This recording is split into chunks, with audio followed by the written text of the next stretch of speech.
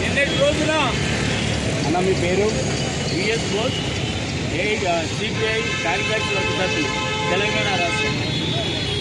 అన్న ఈరోజు మీరు నిరసన తెలుపడానికి కారణం ఏంటన్నా? నిన్నటి రోజున కాశ్మీర్ ప్రాంతంలో పెహల్గాం అనే ప్రాంతంలో పాకిస్తాన్ ప్రేరేపిత ఉగ్రవాదులు అన్యాయంగా అక్రమంగా మన ప్రాంతంలో చేరి పర్యాటకులు చంపడం అనేది చాలా దుశ్చర్య. దాని మీద తీవ్రంగా ఖండిస్తాను. ఉగ్రవాదం నశించాలి.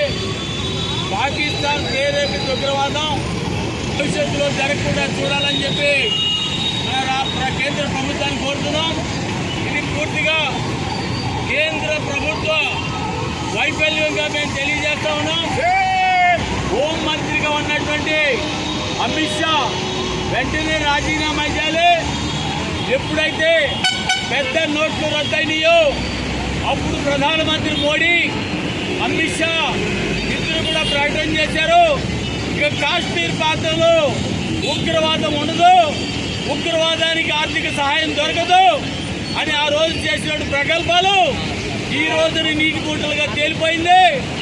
నేను అనుకోవటం కేంద్రంలో ఉన్న ప్రభుత్వం మతోన్మాదంతో సంబంధించినట్టు ఉగ్రవాదాన్ని చూసి చూడనట్లుగా వదిలేస్తూ వామపక్ష తీవ్రవాదం ఏదైతుందో వాళ్ళు ఏరివేస్తాం 2026 నాటికి